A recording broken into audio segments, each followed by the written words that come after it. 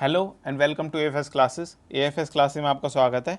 आज इस वीडियो में मैं करूंगा सेल्फ गिवन एनालिसिस, जो कि मैंने आईपीएस आरआरबी क्लर्क 2020 का 20 सितंबर की 5वीं शिफ्ट में अपना पेपर दिया है। तो इस वीडियो के अंदर मैं आपको बिल्कुल एक सटीक एनालिसिस दूंगा विथ ऑल क्वेश्चंस कि कैसे कैसे क्वेश्चन आए, क्योंकि मैं क्वेश्चंस लिख के लाया हूँ कि किस किस तरह के हर सब्जेक्ट से, हर टॉपिक से, यानी मैथ्स और रीजनिंग के अंदर किस किस टॉपिक से कितने कितने क्वेश्चन पूछेगा और कैसा कैसा लेवल था उनका।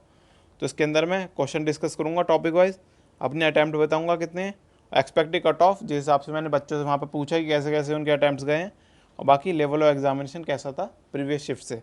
तो चलिए शुरू करते हैं। पहले हम बात कर लेते हैं मैथ्स की। मैथ्स के अंदर सिंप्लीफिकेशन क्या है, 15 क्वेश्चन। बहुत सारी शिफ्ट में देखा होगा आपने एनालिसिस, बहुत सारे स्टूडेंट्स को कुछ बोल रहे थे कि 10 क्वेश्चन आए हैं, मगर मैंने जहाँ तक पूछा है 15 क्वेश्चन नहीं आए हैं मोस्टली सारी शिफ्ट के अंदर। अब पता नहीं 10 कैसे बता रहे थे बच्चे, मैंने गिना है, मेरे पहले से ही 15 तक क्वेश्चन, 1 से 15 तक सारे सिंप्लीफिकेशन थी, तो मेरे तो 15 क्वेश्चन आए थे। अब बाकी पिछली शिफ्ट का मुझे पता नहीं, मेरे को तो लगता है हर जगह 15 क्वेश्चन ही आए थे, और बाकी सारे ईजी से थे।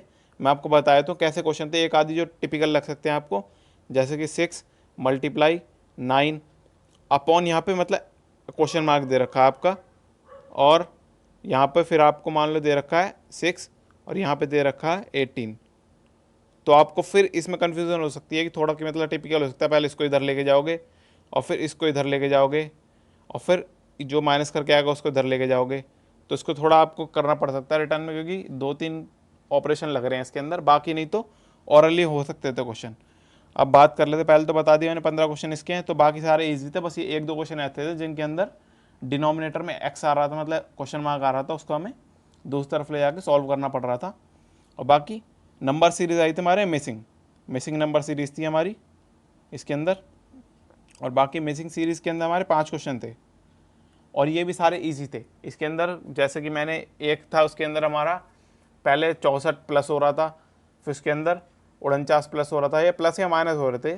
64 प्लस हो रहा था, फिर 49 प्लस हो रहा था, फिर 25 प्लस हो रहा था, फिर 16 प्लस हो रहा था। तो ऐसे पूछा हुआ था, फिर अगला क्या प्लस होगा, तो ऐसे 9 प्लस हो रहा था। ऐसे थी एक के अंदर था हमारा कि उसके अंदर पहले 1 से मल्टीप्लाई हो रहा था, फिर 2 से मल्टीप्लाई हो रहा था, फिर 4 से मल्टीप्लाई, फिर 8 से मल्टीप्लाई, 2 की पावर चल रही थी। तो ऐसे ही चल रहा था। इसके अंदर एक में हो रहा था कि 5 से डिवाइड हो रहा था, सब में ऐसे ही क्वेश्चन थे, बहुत ईजी थे, आपको देखते समझ में आ जाएंगे, उसमें कुछ भी ऐसा आपको खास लगेगा नहीं। अब बाकी डीआई की बात कर लेते हैं। डीआई आई थी 3 इसके अंदर, अब बच्चे कहीं 2 बोलेंगे, मगर इसके अंदर 3 डीआई कैसे थी मैं बताया तो। पहली डीआई थी हमारी, वो थी हमारी इसके अंदर टेबल बेस्ड। टेबल में ऐसे दे रखा था हमें, शायद ABCD 4 दे रखे थे उसके अंदर, और 2 यहाँ पे हमारे वेरिएबल थे, तो ईजी थे बहुत इसके अंदर, ऐसे बहुत ईजी थे। तो इसके अंदर आपको कई बार ऐसे पूछा था डी के दोनों ईयर के आपको प्लस करके बताना था, ऐसा तो कुछ, या फिर बी और डी के एवरेज और ए और डी का एवरेज, ऐसे कुछ करके क्वेश्चन पूछे हुए थे। एग्जैक्ट तो याद नहीं मुझे क्वेश्चन, मगर जैसे था ऐसे था एक क्वेश्चन। और बाकी मैं बताया तो दूसरी डीआई कैसी थी हमारी, लाइन ग्राफ। दूसरी डीआई थी हमारी लाइन ग्राफ, उसके अंदर क्या था हमारे, यहाँ पे दे रखे थे 100, 150, 200, 250 ऐसे करके, और यहाँ पे उनके ABCD थे, ABCD थे, या फिर पता नहीं नाम था क्या था उनका, डे मंथ थे शायद, और उनके अंदर हमारे फिर पॉइंट दे रखे थे कि 200 थे, किसी का 250 था, किसी का ऐसे करके लाइन ग्राफ ऐसे दे रखा था। उसके अंदर भी डायरेक्ट वैल्यू दे रखी थी, आपको कुछ भी करना नहीं था, बस एक ऐसे ही था कि शायद ई था आखिरी में, ई था नहीं, मतलब ई का बता रखा था कि ए से ई 50% ज़्यादा, ऐसा कुछ था उसके अंदर, इतने मेल्स है, फिर ऐसा कुछ क्वेश्चन था, वो भी इजी थे, मतलब कुछ भी क्वेश्चन ऐसा नहीं लगेगा आपको कि टिपिकल हो डीआई के अंदर। अब तीसरी डीआई की बात कर लेते हैं हम। तीसरी डीआई में क्या था, कैसलेट। उसके अंदर खाली 2 क्वेश्चन थे तीसरी डीआई में, और कैसलेट में बताया तो क्या था उसका, तो मेरे को एग्जैक्ट याद है, डाटा भी क्या थी, 5th क्लास थी एक, और एक क्लास थी हमारी 6th क्लास के अंदर क्या था। अब इसके अंदर 5th क्लास में हमारे थे बॉयज़ एंड गर्ल्स बता रखे थे, और 6th क्लास में भी बॉयज़ एंड गर्ल्स। अब बता रहा हूँ कि एग्जैक्ट क्या था। इसके अंदर हमारा 5th और 6th क्लास थी, दोनों के अंदर हमारे सेम थे कि 5th और 6th के अंदर दोनों स्टूडेंट जो थे पूरे सेम आएंगे।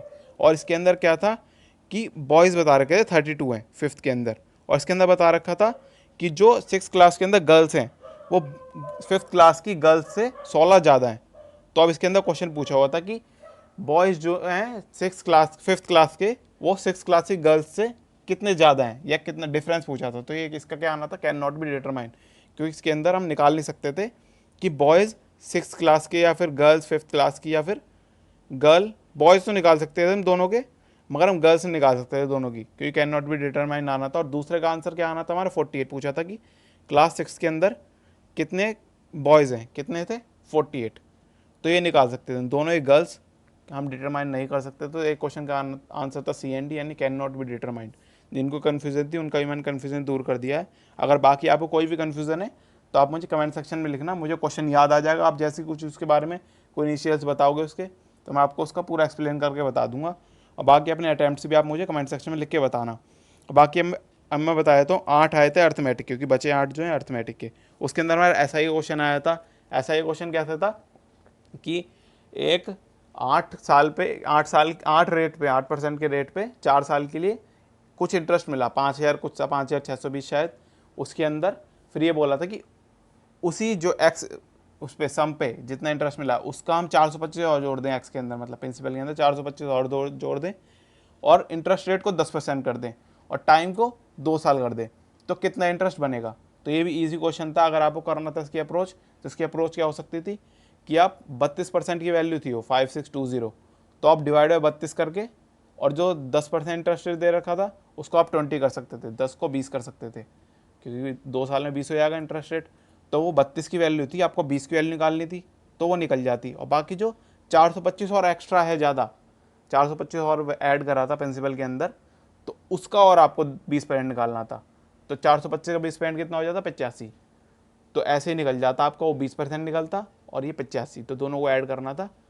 तो फिर ये अब मेरे को एग्जैक्ट वैल्यू तो याद नहीं कितनी आ रही थी, तो वो बस मैंने आपको बता दिया इसका ये। और ट्रायंगल के अंदर क्या था कि एक ये बता रखा था कि एक राइट एंगल ट्रायंगल है, उसके बेस और उसकी जो हाइट है उसका रेशियो बता रखा था 5:2, और ये बता रखा था कि दोनों के बीच में जो डिफरेंस है हाइट और उसकी उसमें बेस के बीच में डिफरेंस है वो कितना है 9। तो इससे हम रेशियो से निकाल सकते थे, 3 आ रहा था। तो बेस की वैल्यू कितनी हो जाती हमारी 6, और हाइट की वैल्यू कितनी हो जाती हमारी 15। तो हाफ इंटू बेस इंटू अपना वो कर सकते थे हम, half into base into height, तो इससे आप निकाल सकते थे। एरिया पूछा था उन्होंने।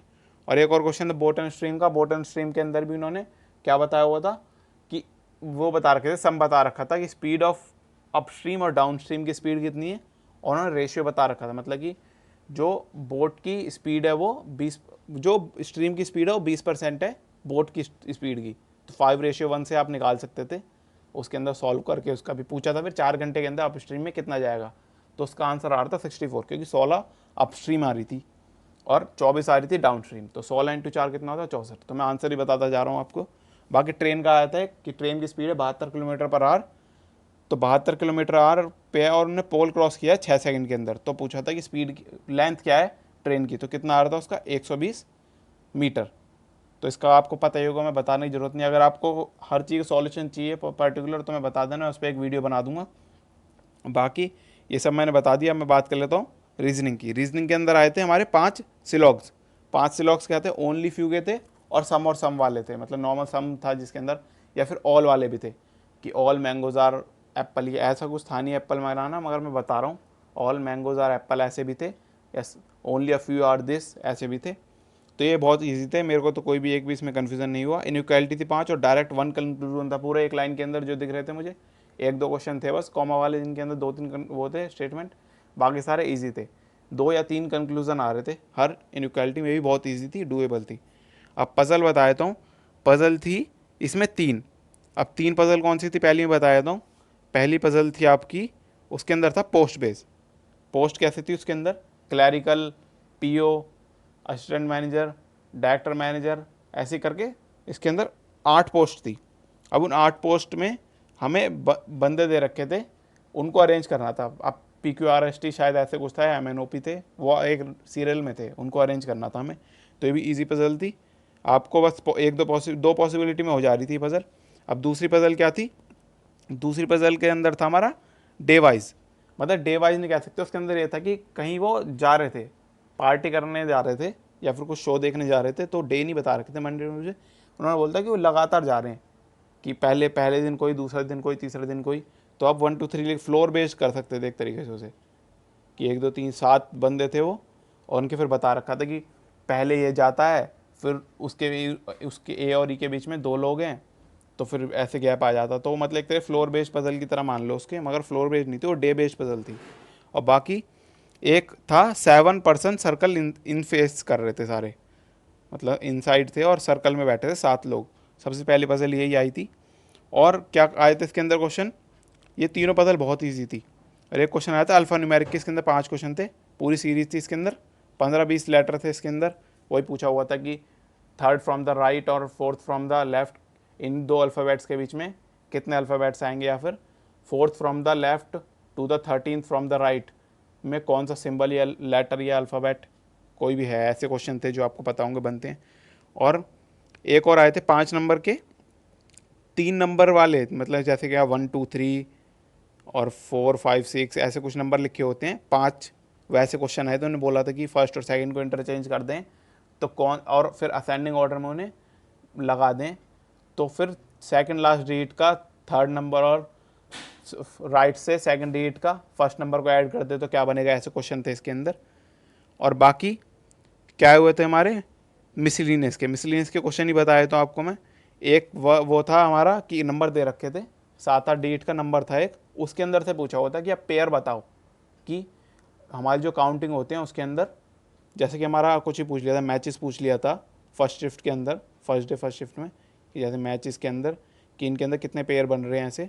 ऐसे इसके अंदर वर्ड ना देकर इन्होंने नंबर दे दिया था कि 1 3 4 8 ऐसे करके। शायद में 3 पेयर बनते थे, अभी याद नहीं मुझे ढंग से। तो उसमें पूछा था कितने अल्फ़ाबेटिकल ऑर्डर तो था नहीं इसके अंदर था न्यूमेरिकल जो ऑर्डर होता है हमारा उसके अंदर बीच में कितने नंबर बैठ रहे हैं एक्चुअल में। और एक क्वेश्चन था उसके अंदर, क्या था हमारा, उसके अंदर था हमारा कि ये फॉरवर्ड और बैकवर्ड बताने थे, कि एक नंबर दे रखा था, एक वो दे रखा था हमें ना, वो ध्यान नहीं मेरे को, उसका सी से कुछ स्टार्ट था वर्ड, उसको हमें अरेंज करना था पहले अल्फ़ाबेटिकल ऑर्डर में, फिर देखना था कितने नंबर, कितने अल्फ़ाबेट हैं जो अपनी पोजीशन चेंज नहीं कर रहे, तो उसके अंदर सब चेंज कर रहे थे, तो उसका नन आना था ऑप्शन।